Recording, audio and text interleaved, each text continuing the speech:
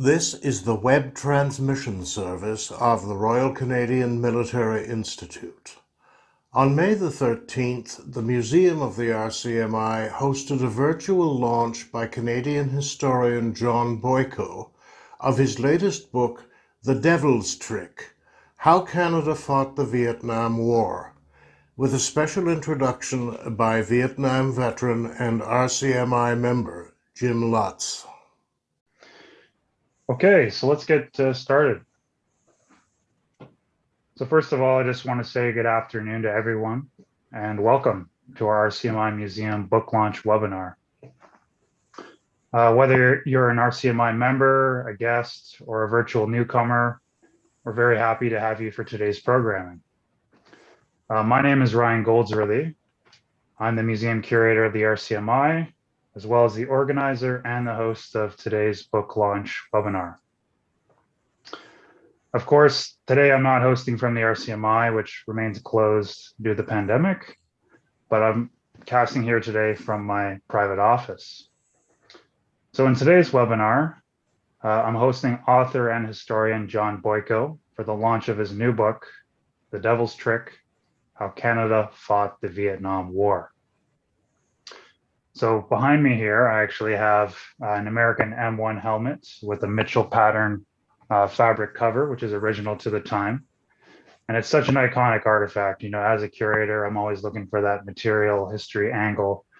And of course, it's the very cover of the book itself. So always great to have something authentic, even if I'm not in the museum itself.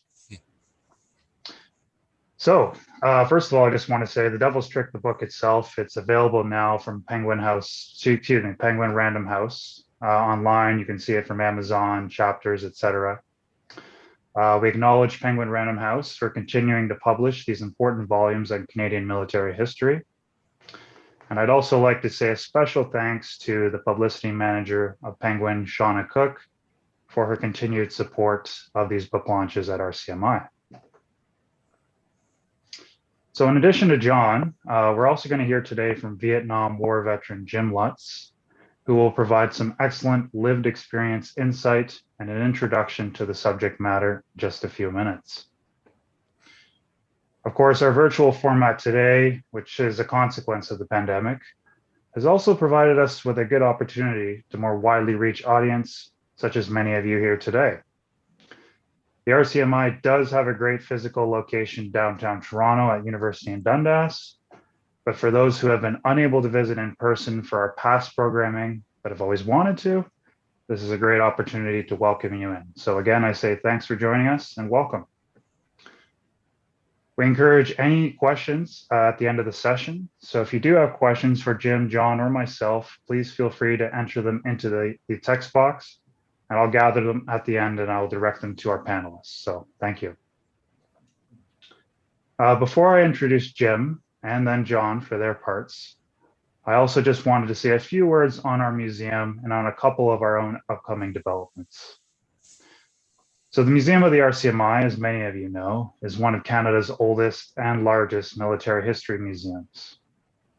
We manage a collection of over 12,000 artifacts and 6 floors of display space with sprawling exhibitions throughout the entire institute. We also possess the largest private library of military history in Canada, which is an excellent resource for educators, students, and for anyone of interest.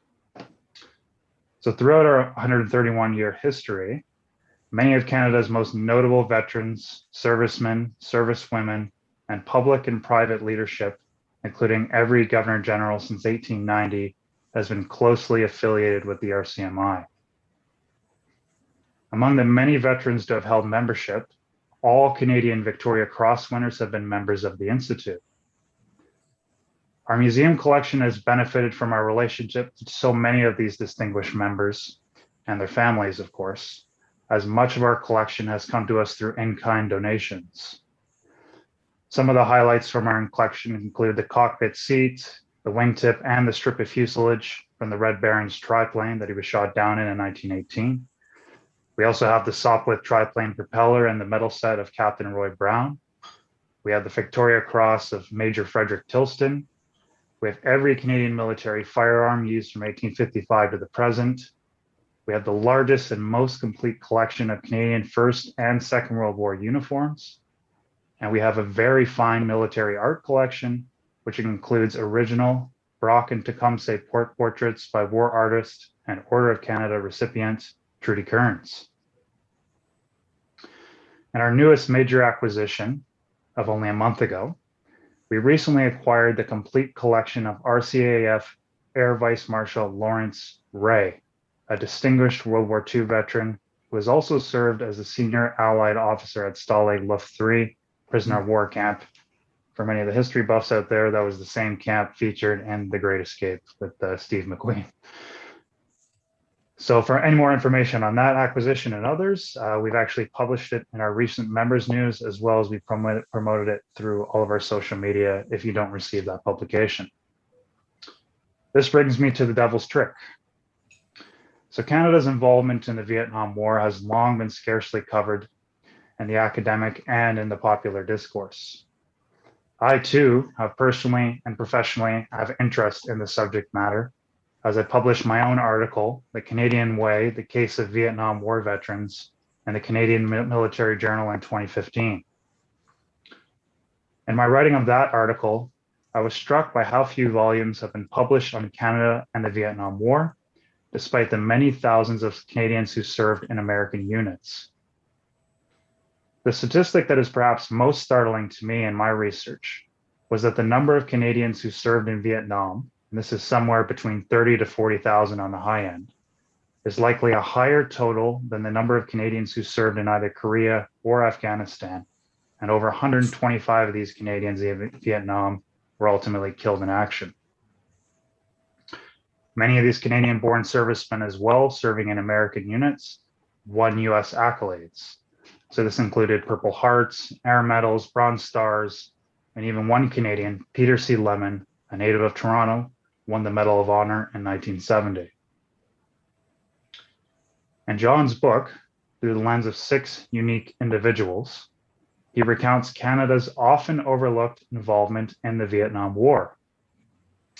Through these accounts, John has aimed to add to our understanding of the Vietnam War through the Canadian perspective, highlighting the ways that Canada fought the war and how the conflict shaped our nation. As John writes about his title, the devil's trick is convincing leaders that war is desirable, the rest of us that it's acceptable, and combatants that everything they are doing and seeing is normal or at least necessary. Having said that, I'd now like to introduce our first panelist from today's session, Mr. Jim Lutz. Jim, who is a good friend of mine, grew up in Pennsylvania, not far from Gettysburg, a fact which probably helped to shape his lifelong interest in military history.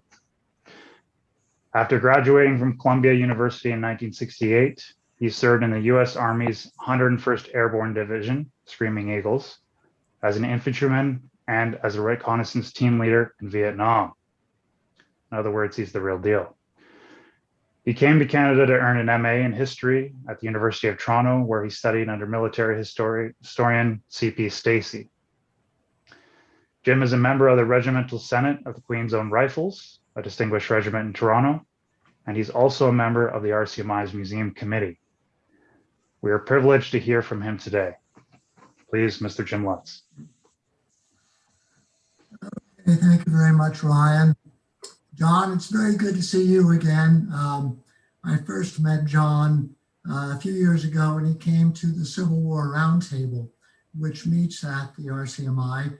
He had just written a book called Blood and Daring, How Canada Fought the American Civil War and Forged a Nation. So now he's carrying on. His latest book is also, in a sense, about an American Civil War, very appropriate. So I look forward to that. In the book, John talks about various roles Canadians played, one of them simply being that of the grunt, the common soldier that fought the war, and that's the one I can vouch for. In his book, there are some wonderful passages, and I'll just quote a few of these passages and then give a little bit of background. He says, for example, talks about the jungle. The jungle offered ankle-breaking holes, foliage sharp as razor wire, huge snakes, and ravenous clouds of mosquitoes carrying malaria and other debilitating diseases. Well, yes, that's the most characteristic thing in the Vietnam War, that it was, for those in most of the country, war in the tropics. Vietnam is a tropical country. It is within the latitudes.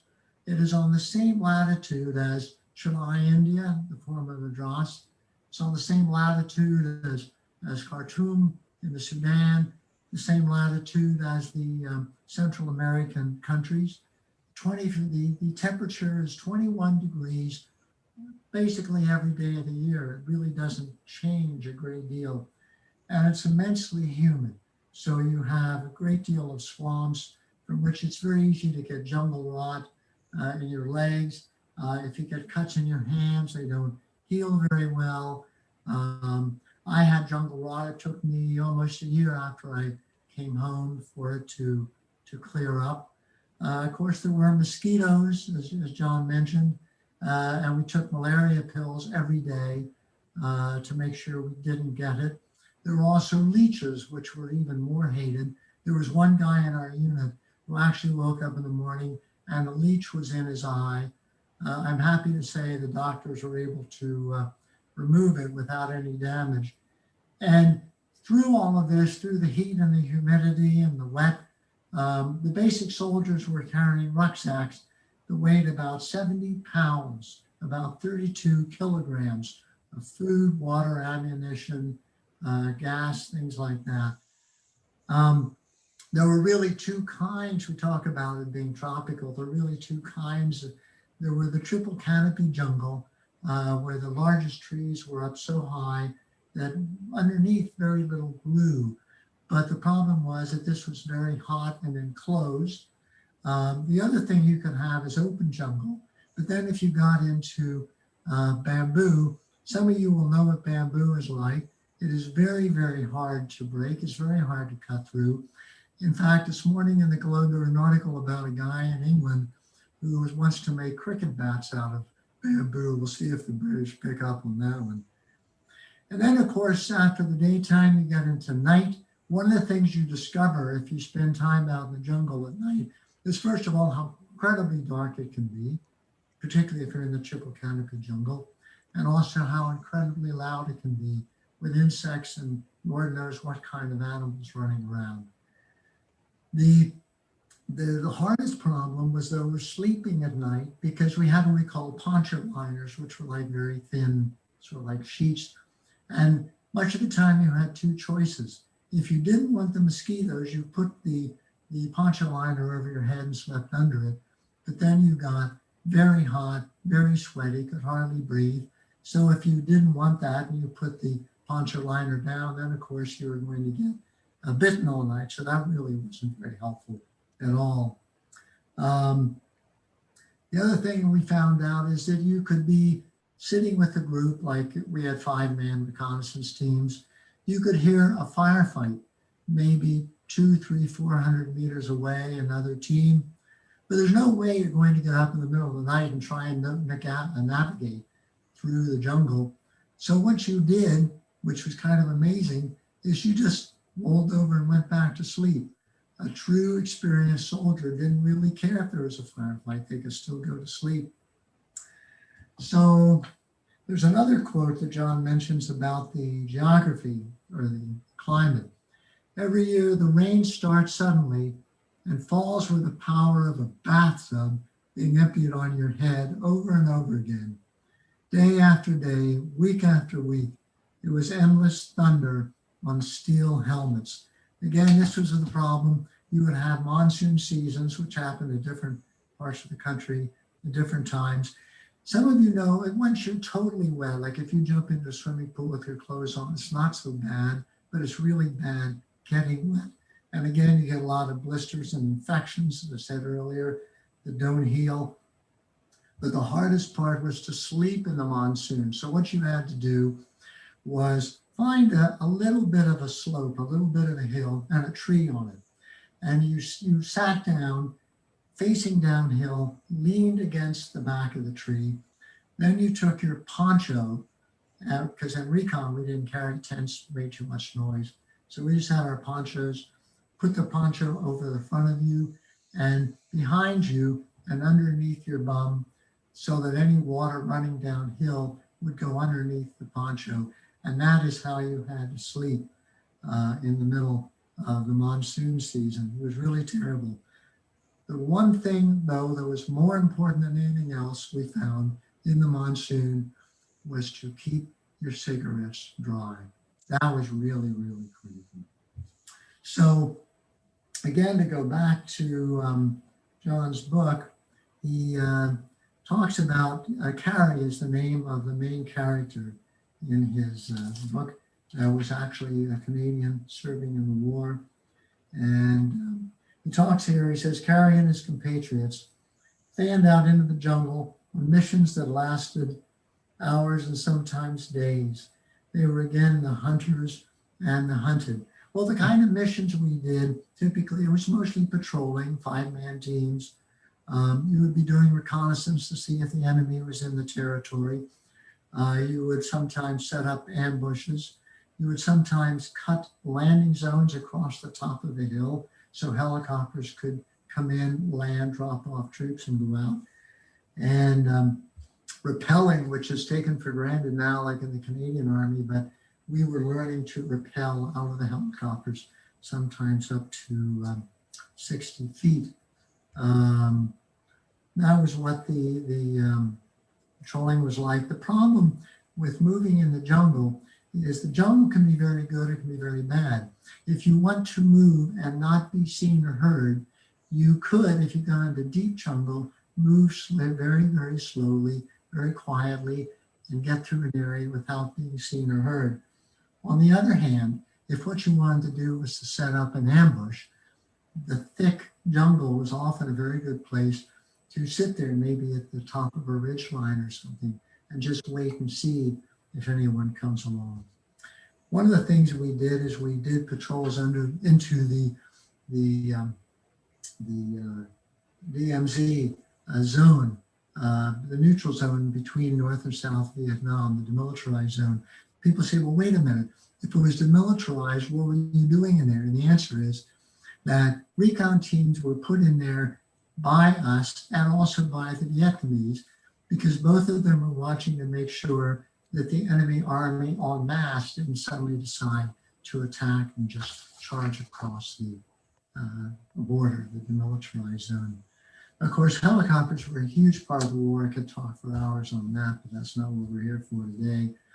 But they were, of course, the great icon of the war. They carried us into battle, and also they carried us out of battle. And sometimes I remember thinking, this is like the hand of God reaching down and picking you up. John then says in the book, the war's lessons were profound and its shadow dark and long. Read that again. The war's lessons were profound and its shadow deep and long. I think that the ultimate, my opinion is the ultimate reaction to war, the way people, what they bring home in their mind about the war, depends not just upon the experience they had in the war, but the kind of world, the life and the family they came from, and the kind of life and family and job potential or whatever that they're going to go back to after the war. And I think an example of that is the one Canadian soldier that we had in our unit. We found out he was Canadian because the Army actually issued cigarettes to us in those days, which was nice. But his parents sent him cigarettes. And some of you will remember the export brand. There was a little green box, and in the corner was a picture of a Highland lassie. And these were not filtered or anything. Very, very strong. We all really liked him. He was kind enough to share. Well, we never really talked about why he decided to come to Vietnam, but I got a notion of it after he came to Canada, and I learned something, because I knew that he had come from Sudbury, Ontario. And my speculation is that he was a young guy. He did not want to spend his life in the Sudbury mines. And here was this war, this adventurous war, and they'd hire him on and give him some adventure. And I think that is why he came and joined the U.S. Army as an alternative to what could have been his job. So let me close with just quoting. I wrote a lot of letters home, which fortunately my parents kept. And I wrote here about, to John's point, about the lessons and the dark shadows. I wrote, already with less than 5 months to go, I've begun to realize that life back in the world isn't a dream, but a reality. Life over here seems like it's always been that way, but now the future is appearing truly within reach, and I know this other harsher reality over here will end. And that to me sums up my experience, that to me it was this other harsher reality which someday did end. John has a final sentence in the chapter that's about the actual soldiers that fought over there. He said, treaties are signed, monuments are built, but wars never truly end. And that's why we're here today, because John has written a book about this war, which does not seem to end. So Ryan, thank you very much. I'll turn it back to you. Thanks for that, Jim. That was a very fine introduction and a very important context for understanding the experience of the men at the sharp end, which is always critical in all of this, is that, the infantrymen, the rank and file, they had to get down at the boots and, soaking wet during monsoon season, being attacked by mosquitoes, constant fear of, whatever, catching malaria, getting shot at, et cetera. So thank you for your service and for the introduction today.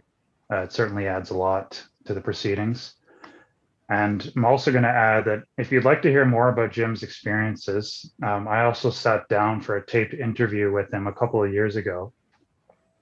And this interview actually was included in the military museums of Calgary. They had a big exhibition there called Tour of Duty. So Jim's interview was there. And it's actually posted on YouTube as well. And he actually did a lecture at RCMI last year as well, Monsoons and Jungles, I think it was called. Either way, it's on the RCMI Toronto YouTube page if you'd like to check that out. So thank you again, Jim. Much appreciated. So I'm now going to turn it over to the man of the hour, Mr. John Boyko, and I will give a brief introduction and biography of him, and I'll let him take it away from there. So John Boyko, of course, is a best-selling author of 7 previous books. Some of the most notable titles, which you may be familiar with, are The Cold Fire, Kennedy's Northern Front, which was actually shortlisted for the Defoe Literary Award for Nonfiction. He also published Blood and Daring, How Canada Fought the American Civil War, which Jim mentioned. And this book was actually shortlisted for a Governor General's Award for its English to French translation. John is also a regular contributor to the Globe and Mail, Calgary Herald, the Ottawa Citizen, the Montreal Gazette, and Maclean's Magazine. So he's well-versed, well-published, and we're privileged to hear from him today. So Mr. John Boyko, please take it away. Thank you very much. Thank you, Ryan, and thank you, Jim. I truly enjoyed hearing what you had to say. And one of the pleasures of researching this book was getting to know a number of people like Jim with firsthand experiences, because all of my other books, being history books, were history where everyone involved was long gone. This was the first time that I had written a history book in which the people about whom, most of whom that I was writing about, were still around. And I felt that was terrific because it gave me an insight that I couldn't otherwise have gained. But it also, it made me a little bit nervous because I wanted to represent their stories properly, not only the stories of the 6, but the stories that the 6 represented. And so that was a little unnerving. And I am very happy that so far I have heard that I've done okay. And so that was an enormous relief for me. And Jim, you've given me confirmation again that somehow I did okay because, of course, I was too young to serve in the Vietnam War. All of my books, including this one, The Devil's Trick, are based on the premise that Canada, like every other country, is a conversation. It's an ongoing conversation in which we are trying to determine who we are as a people and who we aspire to be as a people. And the only way that we can really have that conversation is to look at things that we have done and places we have been and try to look at it with a clear eye in order to say, are there lessons that have been learned? When I began looking at Canada's role in the Vietnam War, I was surprised by a number of things that I learned that I thought I knew, but then realized I didn't, or at least didn't completely. And I was impressed by the number of people that I came to know. Either I came to know like Doug Carey or Rebecca Trin, Joe Erickson, Blair Seaborn that I spoke with, and that I came to know because of reading about them and speaking with people who knew them.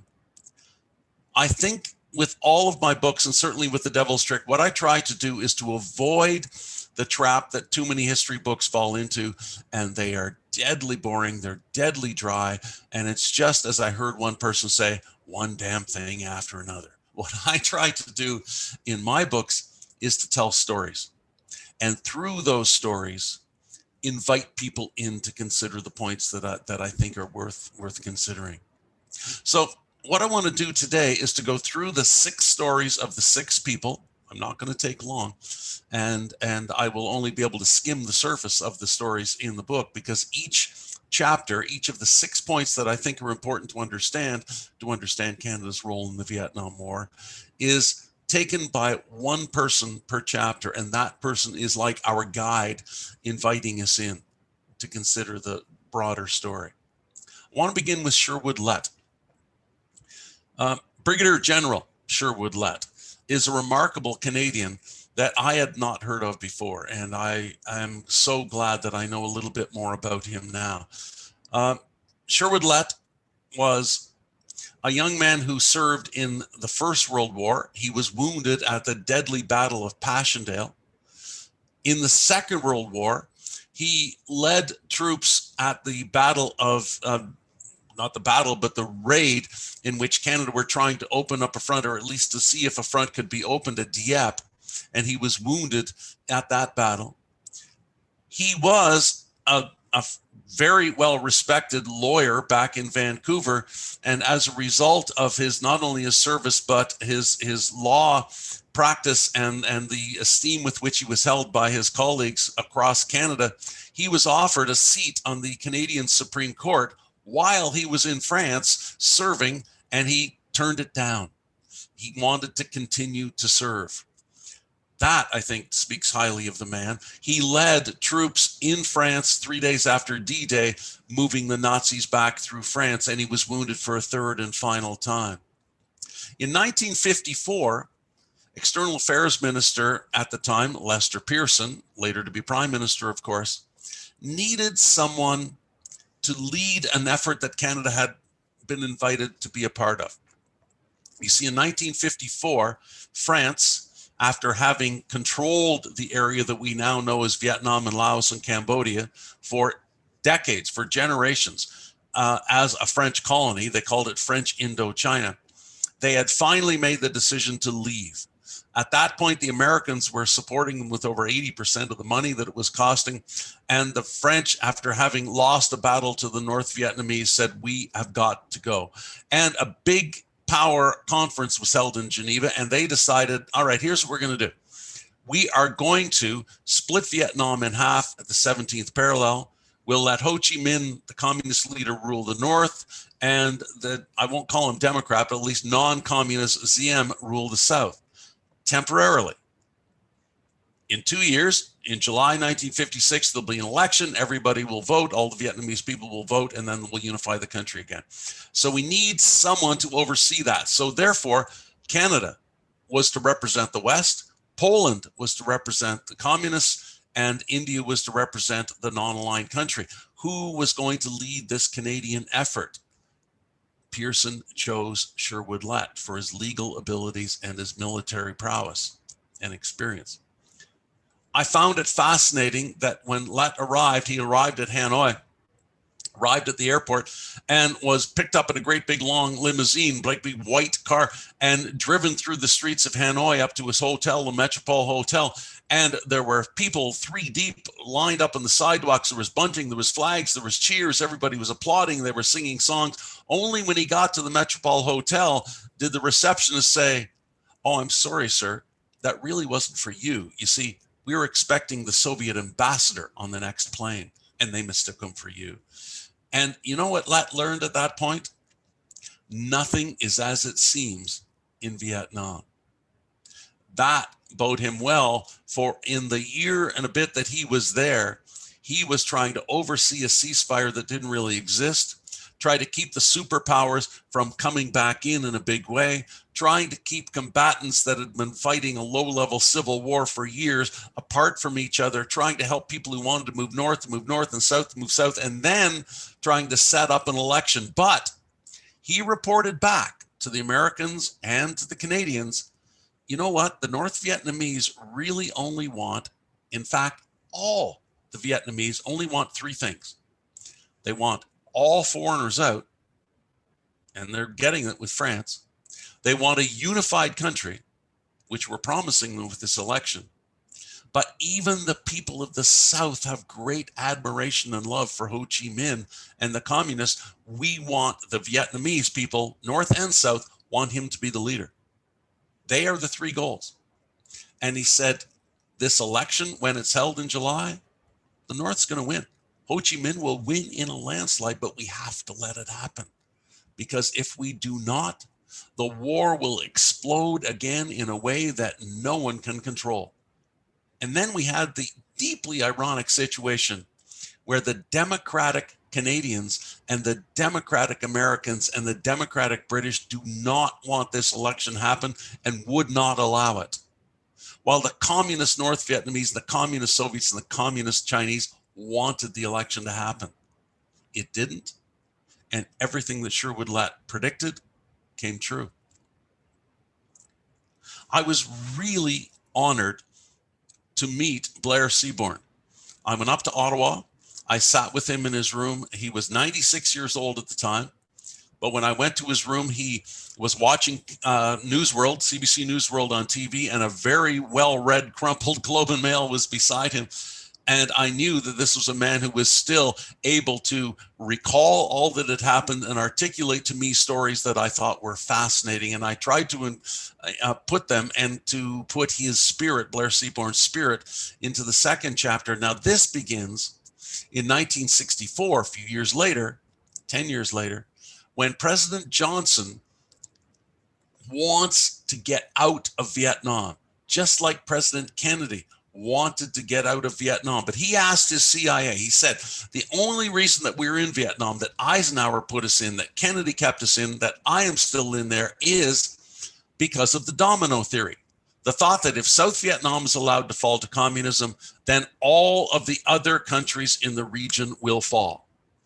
He asked the CIA to do an analysis and tell me, is that true? The CIA came back and said, no, it's not true. If South Vietnam falls, the others will not all inevitably fall. Johnson knew he needed to get out, and needed to get out now because the very reason they were there was bogus. He therefore needed some way to communicate with Ho Chi Minh and the North Vietnamese, but he had no ambassador in North Vietnam. He had no back channel communication. He talked to Lester Pearson and he said, I want a Canadian to take this message forward. And Lester Pearson chose Blair Seaborn, who went to Vietnam as the head of the International Control Commission that was set up in 1954 that Lutz had led. And he took a plane to Hanoi and he met with the second in command, the Prime Minister of North Vietnam. He made the proposal that Johnson had given him, that the Americans would leave, and a number of other conditions. He also promised that Canada would give economic help to North Vietnam in their transition. And the North Vietnamese Prime Minister said, you know what, all we want is, keep this in mind, the foreigners out, now it's the Americans. a unified country and Ho Chi Minh to be leader, the communist country. And the second thing that the prime minister said was, you, that is the Americans, can attack us, you can bomb us, you can send 1 million soldiers if you want. You will never, ever win. We will outlast you just like we outlasted the French. Eventually, the American people will turn against America, just like the French people gave up on fighting here. Blair Seaborn wrote cables back to Washington, wrote cables back to Ottawa, telling them, here's the deal, and you will never win. Take the deal, and there will be peace. If you don't take the deal, there's going to be years of bloody war, and you will lose. Johnson ignored him. Blair Seaborn met 4 more times, honed the deal, kept reporting back. Each time, Johnson ignored him, fell into the quagmire and the long, slow defeat that Blair Seaborn warned him against. And you know what? The tragic part? In 1973, when Henry Kissinger organized and came up with a deal in Paris in 1973 that President Nixon signed that ended the Vietnam War, do you know what the basis of that ending of the war was? Exactly like Blair Seaborn said in 1964. That Canadian could have ended the war before it began. 58,000 Americans, about 160 Canadians, and millions, over 3.5 million Vietnamese died unnecessarily. That's a horrible tragedy. In 1967, a 48-year-old hospital administrator from Montreal named Claire Seaborn sat down with her big fat Sunday papers. I don't know, Ryan, if you're old enough, but Jim, you certainly are. Remember the Saturday papers that used to be about that thick, and they used to come with a magazine in the middle, the Saturday magazine. I remember cutting hockey players out of the Saturday magazine and pasting them to my wall. Claire Culhane read that Saturday weekend magazine, and in there was an article about a Canadian hospital that was being built in South Vietnam that was going to be staffed by Canadians, a tuberculosis hospital. And she was so moved by this that she went to External Affairs, applied, and within months she was there. And she was there helping, not only doing the administrative tasks that she was trained for, but helping the nurses in this very overcrowded hospital that not only took care of TB patients, but all of the other patients that came in that were victims of the war, children, women, non-combatants that were simply in the way of the war in one way or another. She was supposed to be there for a year. After 6 months, she left. Now, it wasn't just the gore and the horror that she was dealing with. It was more than that. It was the hypocrisy that got to her, and she couldn't take it anymore. She discovered that her boss, the director of the Canadian hospital, was taking her meticulous records and giving them to CIA agents that were in that province. And the CIA, as part of its Phoenix operation, were using her hospital records to go and seek out people who they suspected of being Viet Cong. And a number of villages were burned and destroyed, and many people tortured and shot based on her records. She had trouble with that.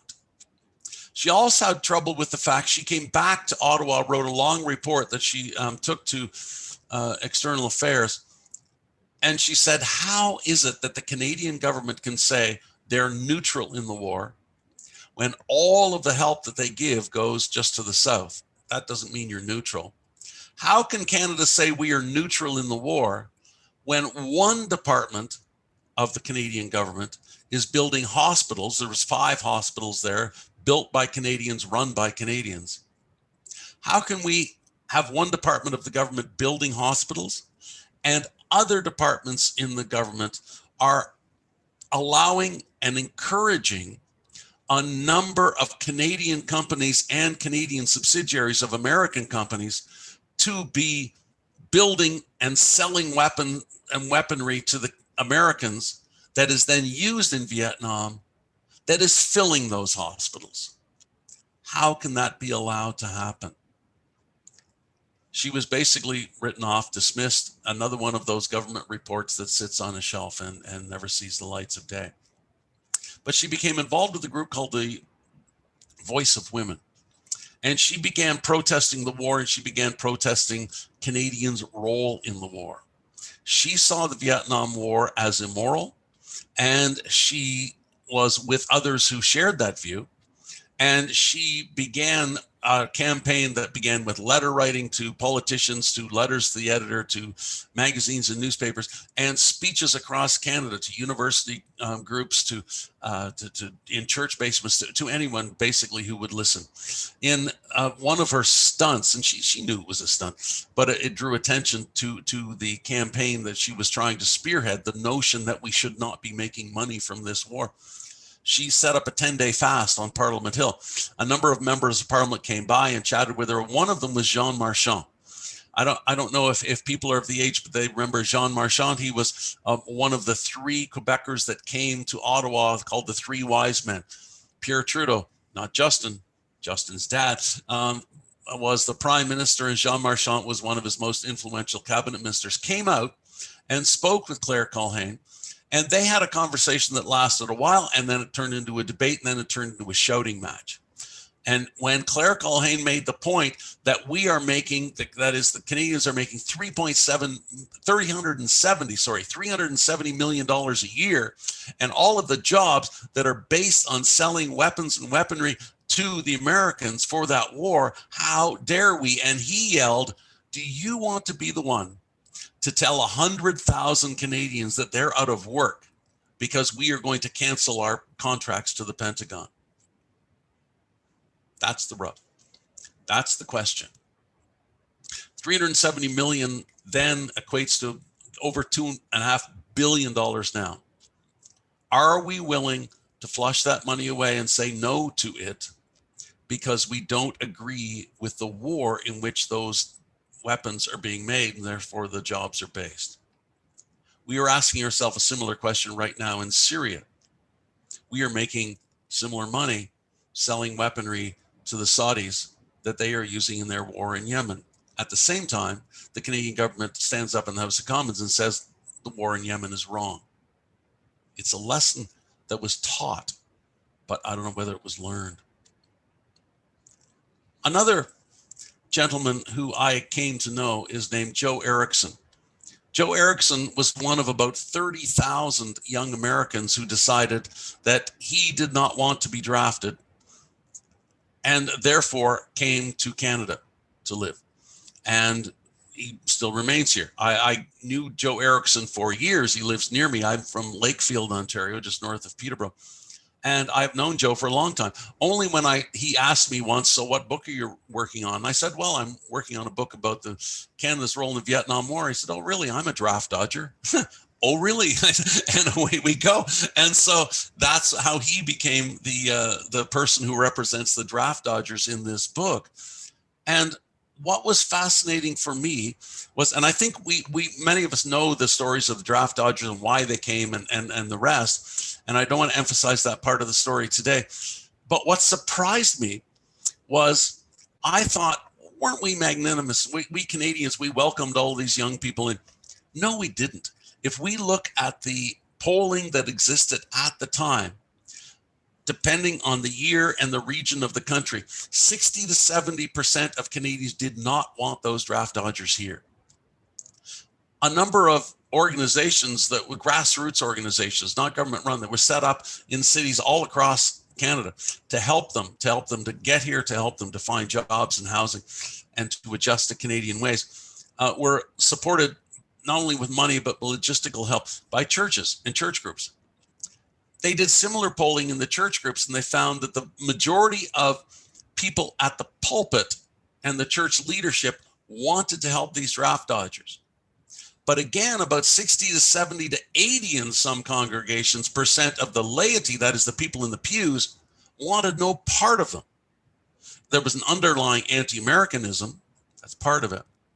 The rest of it was, here's these damn young people coming up, and they look just like the young people that are giving us such trouble here, with their long hair and their crazy clothes and their terrible music and their anti-authoritarianism, and they're thumbing their nose at everything that we think is dear. How dare more Americans come up and join our kids and turn our kids against us?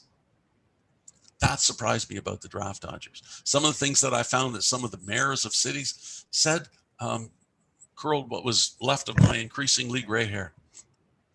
Next,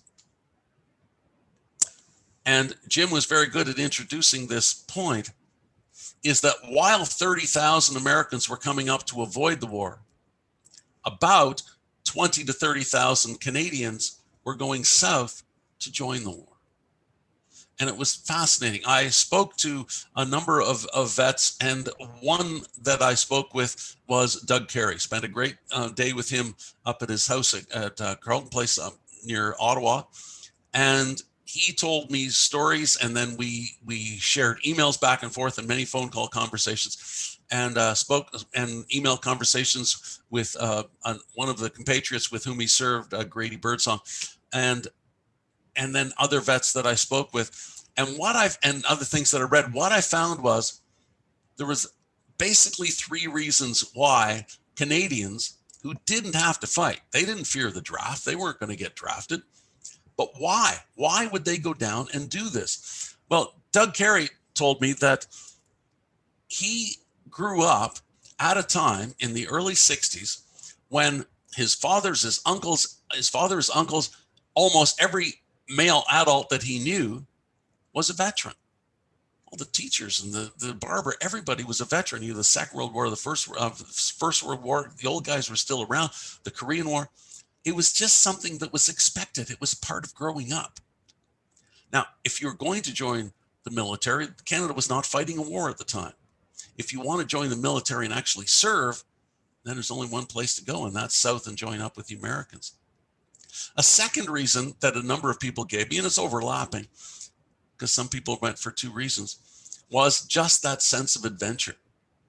Rod Purvis out in Winnipeg said that basically him and four high school friends said, this is going to be great fun. It's the old notion that I'm going to come back in, girls are going to love the man in uniform, and I'm going to, all of that reason. A third reason that was very pervasive, a number of people that I read about and spoke with, is that we had been told for generations that the enemy were the communists. The communists were going to destroy life on this planet. It's better to be dead than to be red. And therefore, we have to confront them there so they don't end up here, the old domino theory. And so therefore, I am doing what my government has been telling me, what I've been being told in school, what I've been told in movies and music. I mean, you think every movie that was made in the 1950s and 60s, almost all of them were about communism. And even if they were cowboy movies, it was really about going out and conquering and basically protecting the whole. It was all Star Trek. It was all about communism, really underlying issues. So therefore, the only place where I can go and fight communism, as my country is telling me go do, is Vietnam. So those were the reasons that they went. The experiences that the Canadians had as soldiers in Vietnam was just well spoken by Jim, and I won't repeat a lot of it. But when they returned home, the experiences that they had were also similar to the experience that the American soldiers had when they came home. That is, they were not welcome home as heroes. They were home essentially because they had done their 1 year or 13 months as a Marine, and now they were back, and the war was continuing. It wasn't won. The war was never won.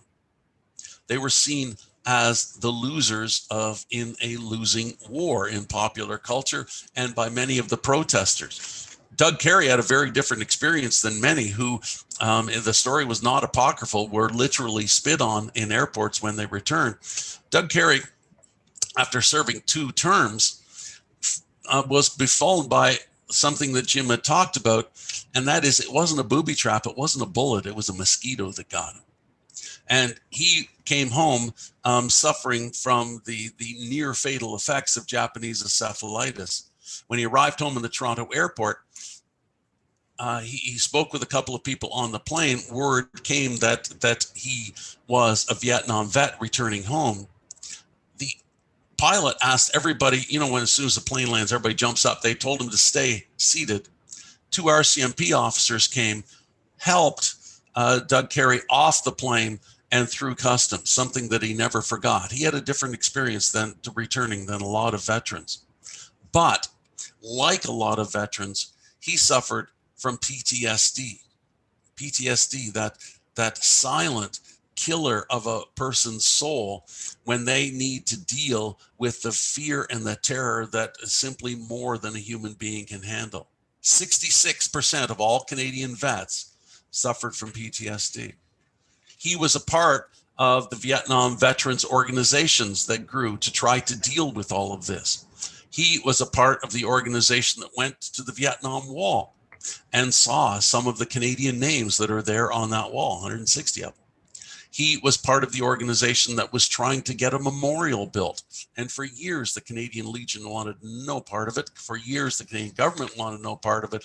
And finally, it was down in Windsor that a municipal government finally allowed that the memorial could be built. Now, just because the war ended in 1973, when Nixon said it was over, doesn't mean it was really over. Because the Vietnamese, the North Vietnamese, when the Americans left, by 1975, came down and took all of Vietnam. And what did they end up doing? They kicked the Americans out. They unified the country, and the communists were in charge. Just like Blair Seaborn said they wanted in 1964. A number of people left. A number of the Vietnamese people with any kind of money left because of the chaos that reigned after that 1975 takeover by the communists. But there was a border skirmish between China and Vietnam that lasted only a little while, but long enough for the Vietnamese to turn against all the Vietnamese people who were of Chinese ethnic origin. One of those was the family called Trinh, T-R-I-N-H. And I spoke with Rebecca Trinh, who now lives in Calgary. And she talked about her husband, Sam. These are anglicized names, of course, and her 2 daughters, one 4 years old and one 2 years old. And they finally had to sell. He was a successful business person, had to sell everything they had and run. And when they ran, the experiences that they had were horrific. I'll tell you just one part of it. One part of it, there was a ship that they were on that was escaping, and they had about 320 people on this ship, and they were off the coast of Malaysia. The captain thought, we are there. We are finally going to be able to land. A Malaysian ship grabbed hold of them with a chain, told them back out into international waters, and told them to basically be gone. The ship's captain knew they would not survive. Not enough water, not enough food. He waited for the Malaysian naval vessel to leave. He turned the ship back around, came within about 300 yards of the shore, and told the people, grab everything that can float. We are going to try to swim to shore. It was a dark and moonless night when Rebecca and Sam Trinh, with their 2 infant daughters, thought, how are we going to do this? Jumping from the ship's deck to the water, to the inky black water down below, it'd be like jumping out of your first floor window. Sam jumped. It's just a couple of days from Mother's Day. Picture a mother doing this. Rebecca Trinh grabbed her 4-year-old daughter, Judy, threw her up into the air. She landed in the water. Somehow Sam got her. She then picked up the 1-year-old. Now what am I going to do? She threw the 1-year-old as far up into the air as she could throw, dove into the water herself, scrambled to the surface as a splash hit behind her and grabbed her daughter, and then swam to shore. That's the courage. That's the bravery. And that is the kind of experience that they endured getting to Canada. When they arrived, it was incredible that the vast majority of Canadians, just like the draft dodgers, didn't want them. It was incredible that they had to endure racism and discrimination when they arrived, when all they were trying to do was save themselves. I think it's interesting that many of you know the Trinh family. If you ever watch CBC television, the national, every once in a while, you will see a young woman, a young Asian woman, and she will say, and I am Judy Trinh, CBC Ottawa. That's the 4-year-old that got thrown by her mother. That's Judy Trinh on CBC TV. So The book, I think, was trying to make us as Canadians understand what it is like being Canadians. What do we want to be? What lessons can the Vietnam War teach us? Part of that is about our relationship with ourselves, with others coming in, such as draft dodgers or what we call the boat people. Part of it is our relationship with the United States. I'll leave you with one last story.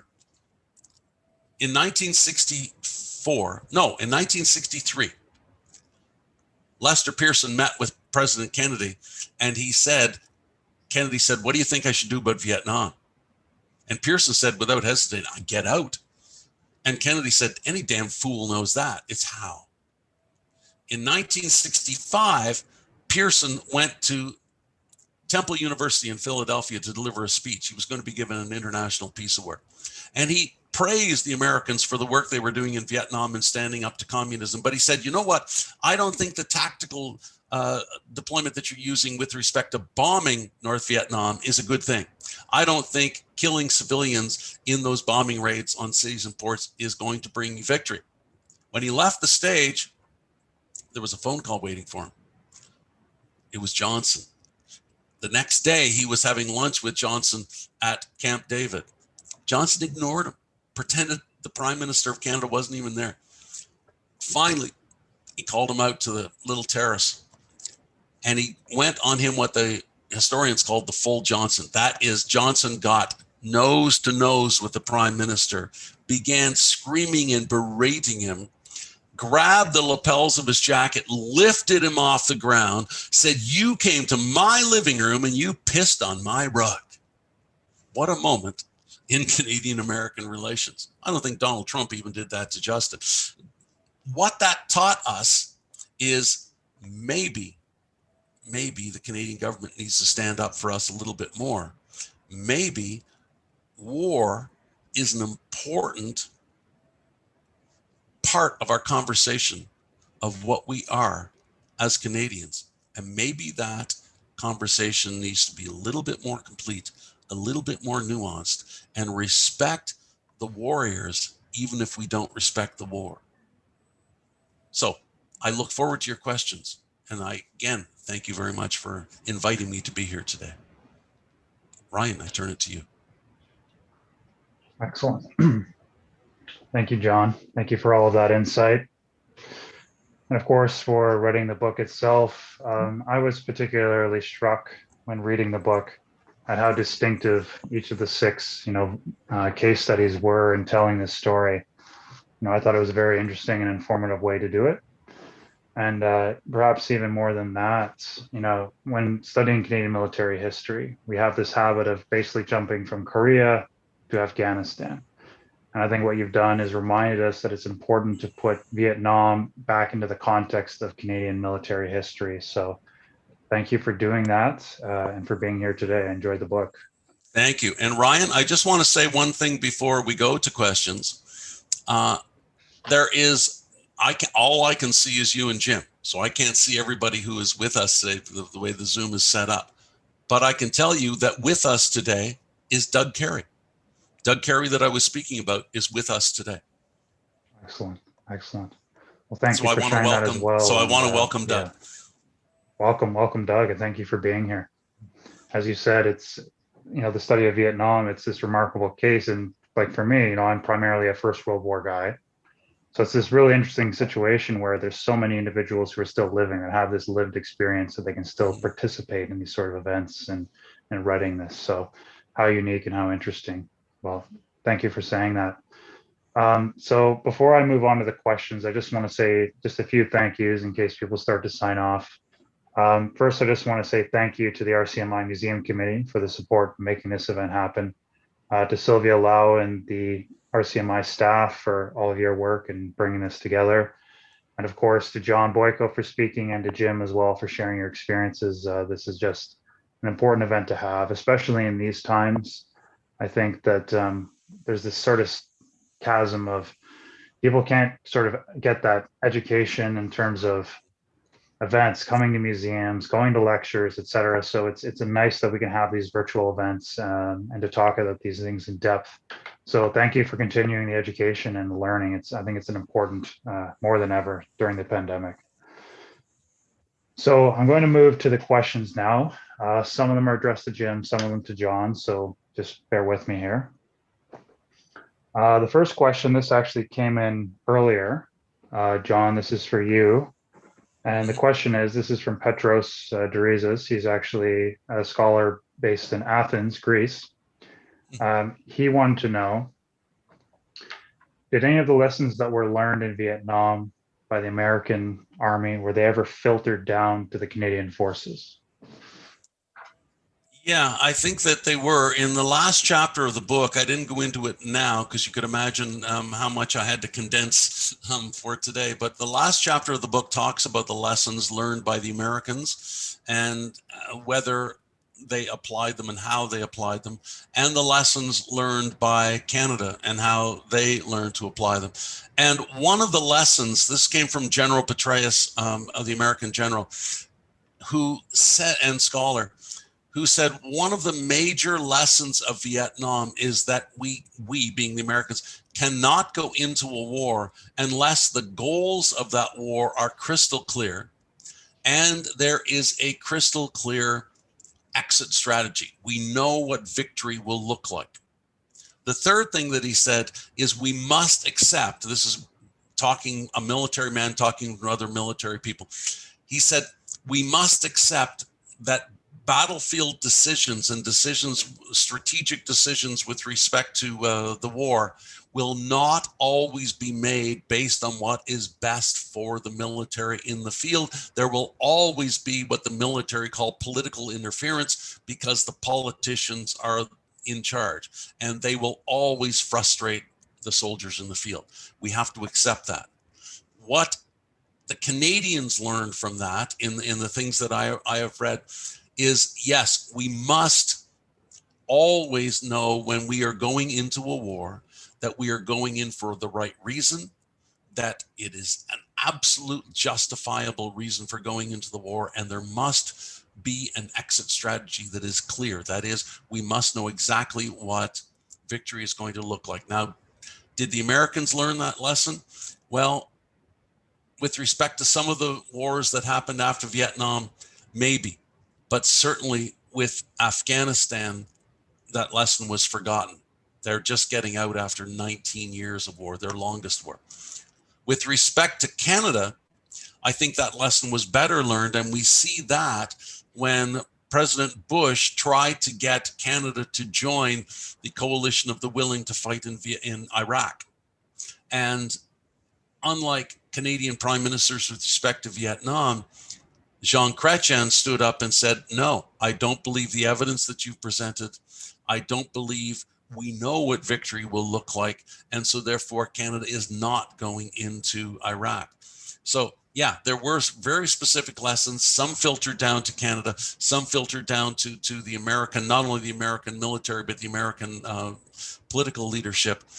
But I tell the story about in that final chapter about, and I'm sorry, this answer is too long, but there's a story of a whistling dog that I tell. And that is, this man says, guess what? I've taught my dog how to whistle. And his friend said, that's fantastic. Let me hear a tune. And the guy said, oh, no. I've said I've taught him to whistle. I didn't say learn anything. That's the trick.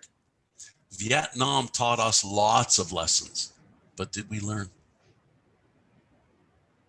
Well said, thank you. Jim, this next question is for you. It's a short one. It's actually from Doug Carey. He's going by the screen name Semper547, great name. Jim, what years were you in Vietnam? I was there 69 to 70, up in the Asheville Valley mostly, and the demilitarized zone.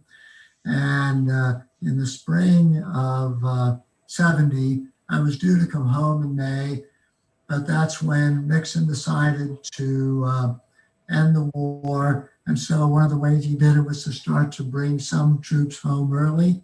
So I actually came home several weeks early. So I'm one person legitimately can thank President Nixon for his. Right on. Yeah, Doug Carey enlisted in 1965, and he landed at Da Nang in June '66, and that was his first tour, and then he did a second tour after that. Excellent. Quick note, we have another Vietnam veteran in the chat, Grady Birdsong. He just wanted to note that he also served with Doug Carey. So just want to give him a shout out there.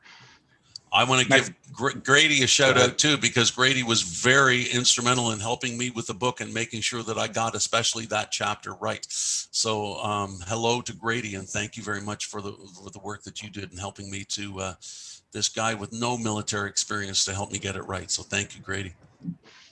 Excellent. Excellent. It's great to have some veteran voices here today.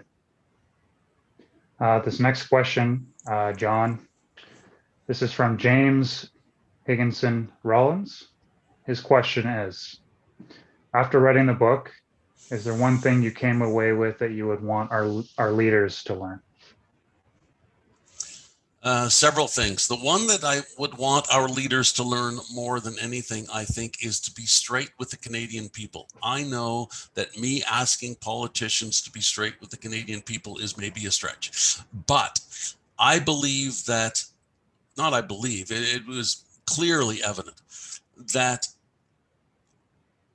all of the Canadian prime ministers who were prime minister during the Vietnam War did not believe that we could possibly, we being the Americans and the Canadians in the Western world, could possibly win there. And yet it was never said.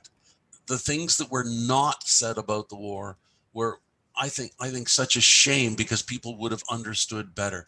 Diefenbaker wasn't clear with the Canadian people, and Pearson wasn't clear, and Trudeau wasn't clear.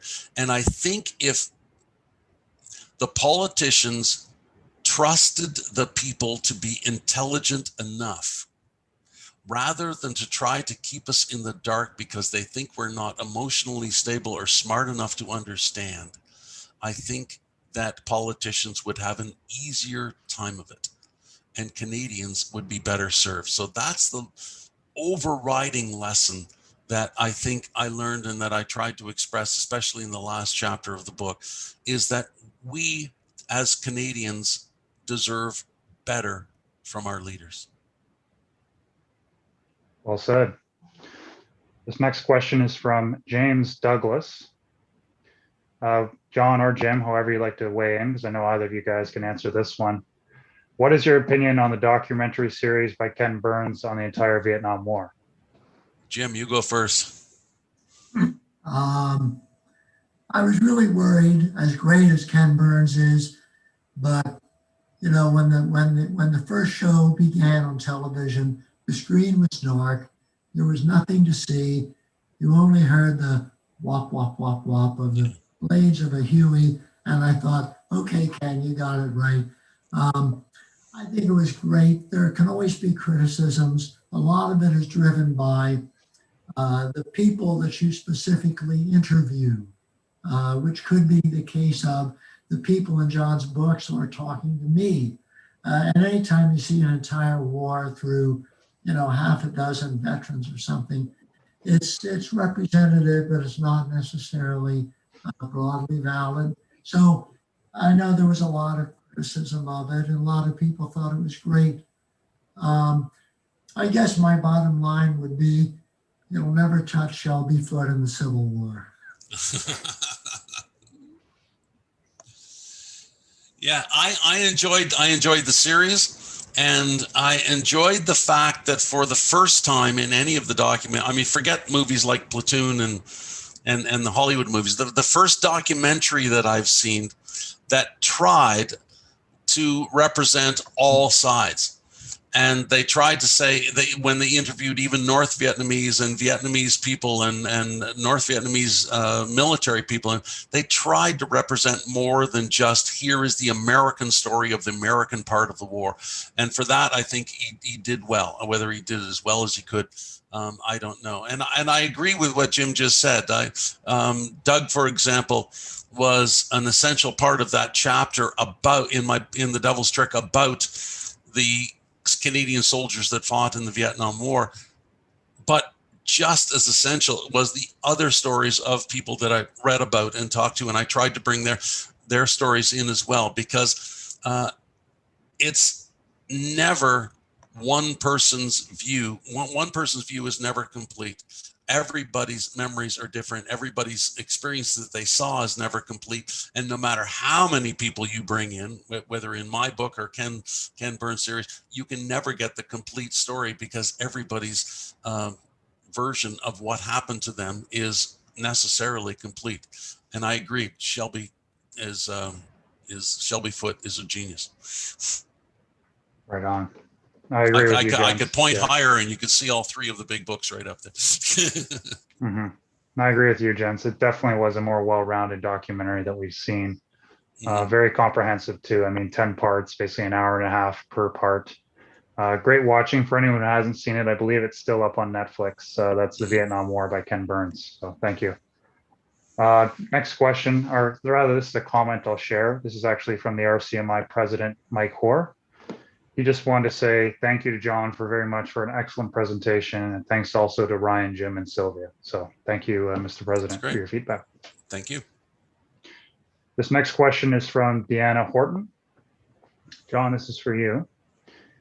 She says, you did speak to Blair Seaborn, but I would also be interested in knowing whether you looked at the role of the ICSC per se. Yeah, I did in that final chapter, and it was like the International Control Commission that came before, and I looked at that group that came at the end of the war, and tried very hard to do the best they could. And there were Canadian soldiers that were there, a part of it. They were kidnapped and captured and had to be negotiated out. There was a gentleman that was killed. So it was not a number of people. When I was speaking with them and reading about it, saying, well, it was like Canadian were peacekeepers. No, we weren't peacekeeping at all. It wasn't a peacekeeping operation. And so, yes, is the short answer. I looked at it, and the people that were there were doing exceptional work with both hands tied securely behind their backs. Excellent. This next question, John, is for you. This actually comes from another one of our members of the museum committee, as well as the board of the RCMI. This is from Michael Clary. And Mike asks, did many Canadians who served in Vietnam stay in the US, or did they all come back to Canada? What I found is it is very difficult to determine exactly how many people actually, Canadians, served with the Americans, because it was so difficult to determine who is a Canadian. If a person was born in Canada and lived in Canada and then went to the United States and stayed there, is that person a Canadian because they became an American later? A number of them that I found were serving as Canadians and then flew back, were flown back to Honolulu with another group of Australians, New Zealanders, and other Brits and others that were fun, and they were all given the test and they became American citizens, then went back and served their tour. Well, were they Canadians? And so, long answer to your question is I don't know, because no one knows the number that stayed down there, the state that came back, just like we don't know the number of draft dodgers that came, because it wasn't counted. They didn't even count them. They were simply Americans that came over the border. How many were dodging the draft? We don't know. How many Canadians went down and served and then stayed down there? We don't know, because neither the Canadian nor the government counted. We have a number of organizations that can do estimates, but they're just that. Excellent, thank you. Got a few more great questions here. I appreciate everyone staying in, and to our panelists, thanks for the answers thus far. This next question comes from Trudy Kearns, who I actually mentioned in my intro. She is a war artist, recipient of the Order of Canada, and she actually painted two works that are proudly displayed in our collection, the portraits of General Brock and Tecumseh. So Trudy asks, Vietnam was studied by US commanders at West Point in the 70s, and as a COIN, C-O-I-N, was a study in a sense for the push to COIN again in Afghanistan. Thought there was much opposition to COIN as an approach in Afghanistan. Can you comment? I don't know, Jim, can you comment on that?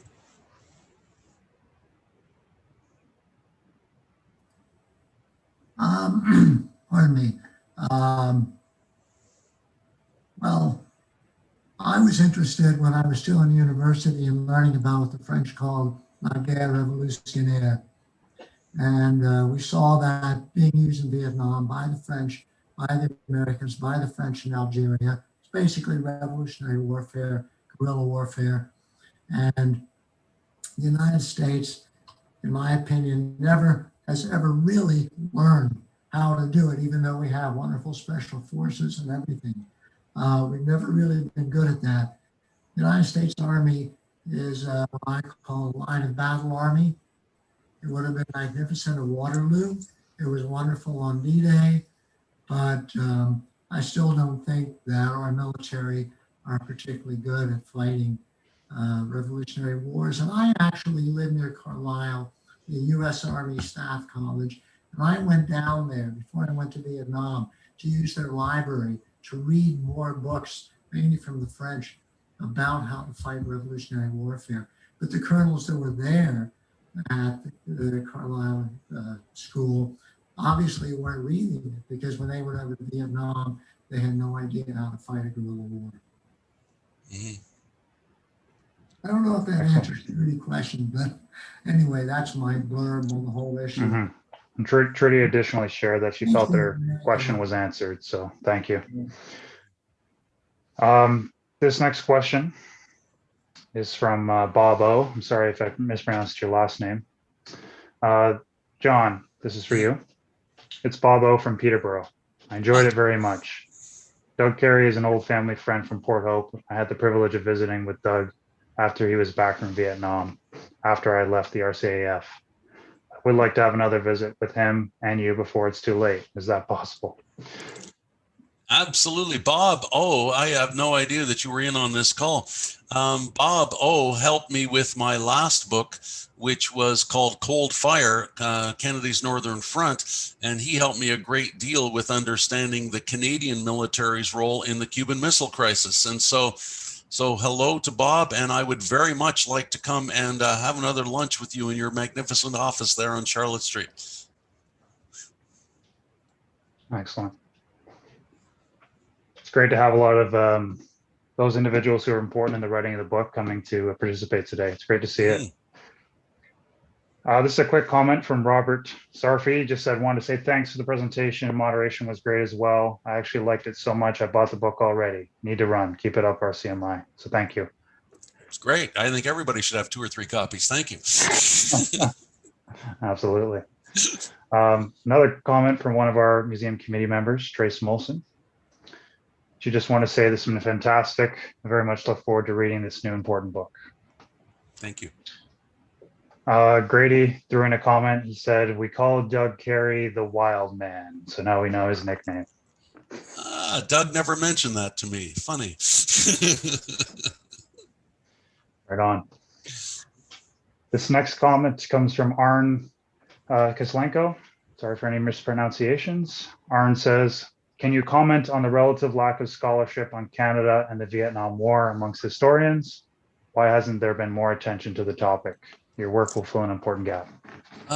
Thank you. Yeah, I mentioned Cold Fire. Cold Fire was the book that I wrote about Kennedy and his relationship to Canada. And what struck me is when I was in Boston at the Kennedy Library and I was reading the Pearson papers in Ottawa, and I flew out to Saskatoon, was reading the Diefenbaker papers, is how often Vietnam kept coming up in their conversations between Kennedy and both Diefenbaker and Pearson. And it surprised me. I thought, oh, why are they talking about Vietnam so often? I didn't know that Canada was involved in Vietnam. I knew about the draft dodgers, knew vaguely that some Canadians had served. And so I began to dig into reading as much as I could after I finished that book about Canada's role in Vietnam. And I found the same thing that you're mentioning. There's hardly anything written about it. I read Ryan's article as part of my research, and I read all that I could, but there's not a whole lot written. Why? I don't know. And I think it is because Canada has had a blind spot about Vietnam ever since Vietnam was going on. That's what Claire Culhane was running around the country and writing all her articles and doing her stunts trying to say is, look, this is happening and we are involved. And some newspaper articles were written at the time. Newspaper articles were saying, you know what, we make Agent Orange here in Canada. We make napalm here in Canada.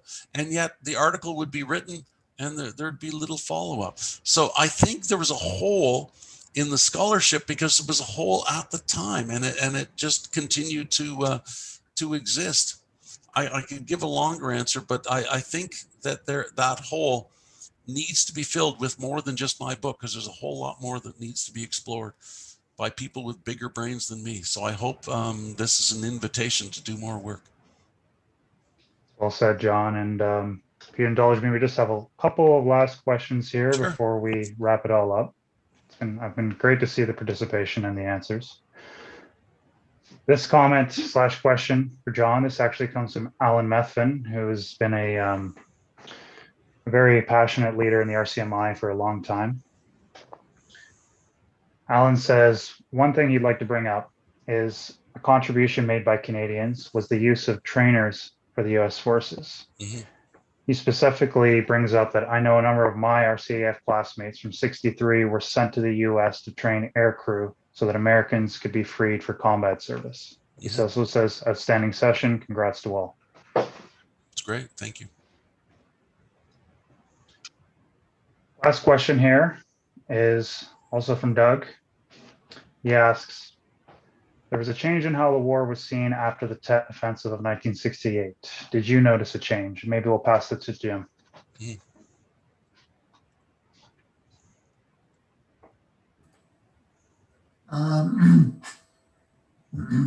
I'm really only quoting from the history books, but the U.S. Army had been telling Americans that the war was going well.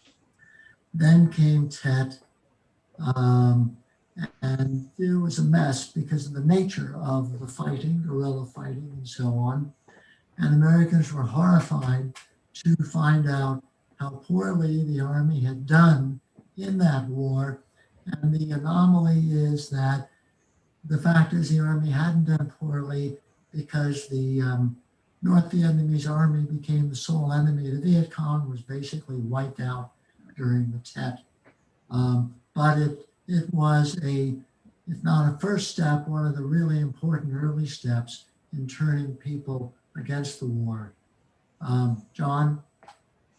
Yeah, it was very much a turning point in the war. And I think in the United States, it was Walter Cronkite. People of a certain age will remember Walter Cronkite from CBS News.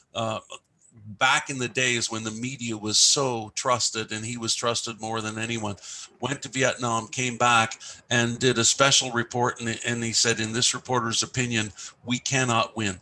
We need to leave. And President Johnson said, when I've lost Cronkite, I've lost Middle America. We need to end. And I think we see Tet as the turning point for that reason. We also see it in the Vietnam War Memorial. If you haven't been to Washington, whenever we can travel again, if you can get down to Washington and see the Vietnam Veterans Memorial, it is an exceptional piece. And what you do is you walk down, you see a name or two, and then it overwhelms you, and then it turns, and the marble wall turns, and it turns at 1968, Tet. And then the number of the names gets smaller and smaller. It's the turning point in the war, because that's when Americans realized they'd been lied to. They were losing, and there was no way to win. Interesting perspective. Thank you. One last question. This is a quick one. We'll end it on a light note. For both of you guys, what's your favorite Vietnam War movie? I'd love to know. Jim, what's yours? I don't really have a favorite, but I will say that I saw Apocalypse Now when it opened in Toronto in 1980, I think it was. And as those helicopters go in and they turn on Wagner's Ride of the Valkyries, I actually felt the shiver of fear overcoming me. It is the only time since Vietnam that I have ever felt that sudden shiver of fear.